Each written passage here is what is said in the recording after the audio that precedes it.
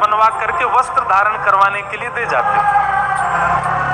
सब मंदिरों में भ्रमण करते करते आप जब श्री गोपाल भट्ट जी के पास पहुंचे तो आपने जाकर के निवेदन किया, महाराज यहाँ जितने भी ठाकुर हैं हम सबकी पोशाक बनवा रहे हैं, आप भी अपने ठाकुर जी का स्वरूप बता दीजिए तो हम उनकी पोशाक बनवाएं। अब ये सुनकर के गोपाल भट्ट गोस्वामी जी के तो नेत्र बंद होगा। अब मैं क्या बोलूं, हमारे तो शालिग्राम ठाकुर जी पोशाक ही नहीं पहनते। सेठ जी बाहर खड़े हैं, बोले बताइए आपके ठाकुर जी का स्वरूप कैसा है, हम उनकी वैसी पोशाक धारण करा देंगे। गोपाल भट्ट गोस्वामी अपने ठाकुर जी को देखें और नेत्रों में नीर भर आए और प्रार्थना करने लगे, नाथ याचक तो आया है देने के लिए वस्त्र, लेकिन मैं कैसे बताऊं मेरे ठाकुर की कमर ही नहीं है, मैं कैसे कहूं मेरे ठाकुर की भुजा ही नहीं है, मैं कैसे कहूं मेरे ठाकुर का वक्ष ही नहीं है, मेरे ठाकुर जी के चरण ही नहीं है तो सब, पर मैं धारण कैसे कराऊं नाथ आपको। सेठ जी से कहा, भैया आप कहीं और ही चले जाओ, हमारे ठाकुर जी को आवश्यकता नहीं है। सेठ जी बोले नहीं नहीं आप बताइए ना, आप संकोच मत करिए, जैसे भी ठाकुर मैं बना के दूंगा। गोपाल भट्ट गोस्वामी बोले हम तुमसे कह रहे हैं ना कि हमें आवश्यकता नहीं, चले जाओ। पहली वेदना का कारण प्रकट हुआ गोपाल भट्ट गोस्वामी जी के चित्त में। नित्य अपने ठाकुर जी की सेवा करते करते कहते, नाथ सब श्रृंगार करते मुझे अधिकार नहीं, क्यों?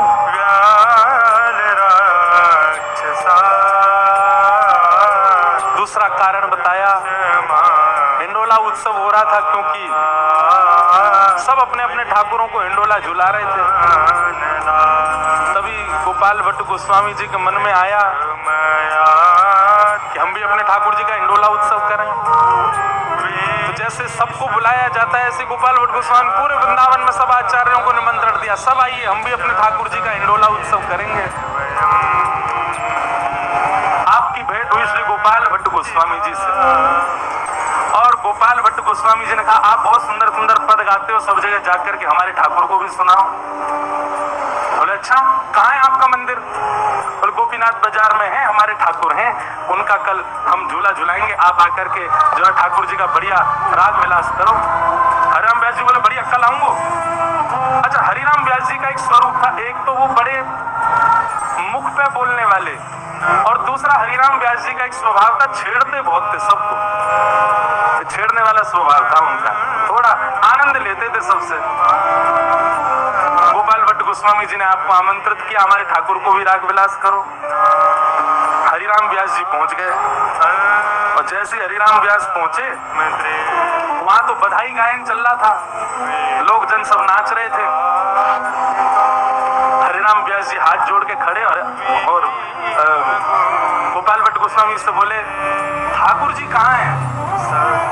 अरे ये झूला चल रहा है, सब झुला रहे हैं, बैठे ठाकुर जी। बोले कहाँ है? बोले वो ऊपर बैठे उसमें, शालिग्राम भगवान। हरिराम व्यास जी बोले ठाकुर जी हैं आपके? बोले हाँ। इनके लिए इतना बड़ा झूला? बोले जी।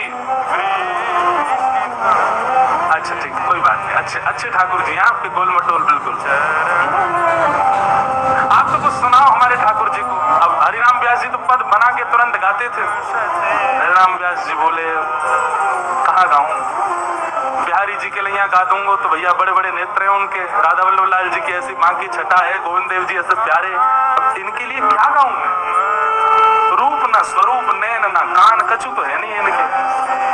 अब गोपाल भट्ट गोस्वामी जी बोले कुछ सुनाइए ना। बोले जी जी आचार्य चरण गाता हूँ। झूले रे झूले मेरे गंडकी नंदन, झूले रे झूले मेरे गंडकी नंदन, झूले रे झूले मेरे गंडकी नंदन, झूले रे झूले मेरे। गंडकी नदी है नेपाल में जिसमें से शालिग्राम जी प्रकट होते हैं, तो शालिग्राम जी प्रकट गंडकी से भय, तो नंदन मतलब बेटा, तो गंडकी से जो प्रकट भय वो गंडकी नंदन, नाम ही रख दिया गंडकी नंदन। मार्केट चाहे गिर रहा हो या ऊपर जा रहा हो, मुझे इस चीज का बिल्कुल फर्क नहीं पड़ता, क्योंकि मेरी इनकम हर महीने फिक्स जाती है। और तो गंडकी से जो प्रकट भय वो गंडकी नंदन, नाम ही रख दिया गंडकी नंदन।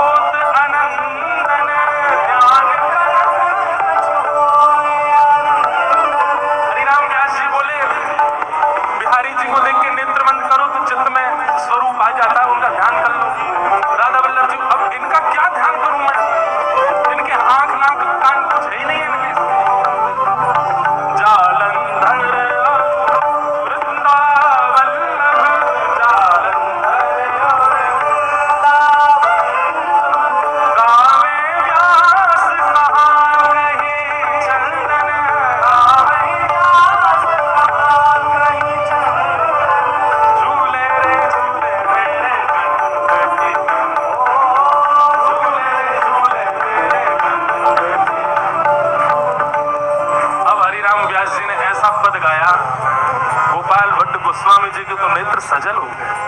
बोले इससे बढ़िया तो गाते ही नहीं आप हैं? ये कोई तरीका है? आप क्या बोल रहे हो हैं? मानो भटा कड़ी में बोरो। हमारे ठाकुर जी के चंदन लगा, आप कह रहे हो को कड़ी में बोर के धर दिए हमने। व्यास जी बोले अब क्षमा कर दो जैसे भाव। तो व्यास जी तो बोले अब चलो यहाँ से, नहीं तो प्रणाम करके व्यास जी तो चले गए। पर श्री गोपाल भट्ट गोसाई को प्रणाम किया, वंदन किया, खूब नीर बहाए। बोले नाथ मैं भी चाहता हूँ आपका श्रृंगार करूं, मैं भी चाहता हूँ आपकी आरती करूं, मैं भी चाहता हूँ आपको भोग पधराऊं, ये सब तो करता हूँ, पर श्रृंगार का एक विशेष भाव है।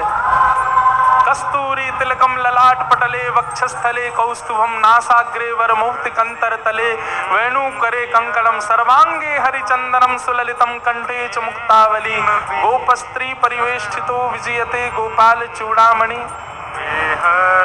श्रृंगार की बड़ी लालसा है नाथ, मैं भी आपकी भुजा पकड़ूं, मैं भी चरण दबाऊं, मेरे भी नाथ त्रिभंग लली हों। इसी विरह वेदना में रात भर विरह आतुर विरह करते करते करते करते रात्रि में सो गए। और प्रातः काल उठ करके स्नान ध्यान करके यमुना जी से लौट करके आए। और जैसे ही आकर के अपने ठाकुर की सेवा में पहुंचे हैं तो रात्रि में शयन के समय जो ठाकुर जी को सुंदर सी चदरिया उड़ाई हती, देख रहे हैं कि वो चदरिया ऐसी चिपटी होनी चाहिए, पर वो तो खड़ी हुई है। गोपाल भट्ट गोस्वामी बोले ये चद्दर ऐसी खड़ी सी कैसे है गई है? आपके कुछ सेवक गण थे, सब आश्चर्यचकित हो गए, बोले ये चद्दर कैसे खड़ी है गई? तभी आपने जाकर के जैसे ही अपनी भुजा से उस वस्त्र को वहां से अनौसर किया, तभी देखते हैं त्रिभंग लली श्री राधा रमण लाल वहां पर विराजमान। बोलो राधा रमण लाल की। पहला दर्शन करके तो श्री गोपाल भट्ट गोस्वामी मानो जैसे मूर्छा में आ गए हों। ऐसे सुंदर कपोल, ऐसे सुंदर भुजा, ऐसे सुंदर चरणारविंद, ऐसा सुंदर वक्ष, ऐसी सुंदर ग्रीवा, ऐसा सुंदर मुखमंडल। लेकिन तभी मन में विचार करने लगे, भैया ये कौन के ठाकुर यहाँ कैसे आ गए? हमारे शालिग्राम भगवान कहाँ हैं? जैसे ही घूम करके देखा तो श्री राधा रमण लाल जी के त्रिभंग ललित स्वरूप के पीछे ही शालिग्राम भगवान है, उसी में से प्रकट होकर के श्री ठाकुर जी पधारे।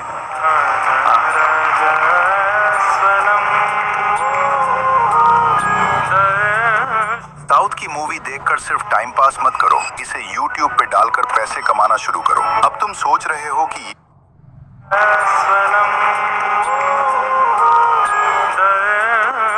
श्री गोपाल भट्ट जो कि हृदय वेदना प्रगट्यो शालिग्राम।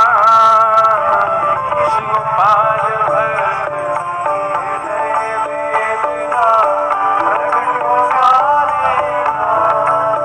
श्री गोपाल भट्ट जो कि हृदय वेदना प्रगट्यो शालिग्राम। श्री गोपाल भट्ट हृदय वेदना प्रगट्यो शालिग्राम। और हृदय वेदना से शालिग्राम से प्रकट हुए। दूसरी बात, आप जब दर्शन करने जाते थे गोविंद देव जी का, मदन मोहन जी का, गोपीनाथ जी का, मन में भाव आता था मेरे ठाकुर ऐसे कैसे होंगे, मेरे ठाकुर इतने सुंदर कैसे होंगे? तो महाराज वृंदावन के जितने ठाकुर हैं सबन के अंश आ गए राधा रमण जी में। आप चरणन को दर्शन करो तो ऐसा लगेगा मानो कि श्री साक्षात गोविंद देव जी हैं। कटी भाग को दर्शन करो तो ऐसा लगे मदन मोहन जी हैं। मुखमंडल को दर्शन करो तो ऐसा लगे श्री गोपीनाथ जी। तीनों के भाव से तीनों रूप एकाकार होकर के श्री राधा रमण लाल प्रकट हो गए। इसीलिए कहा रूप सुधा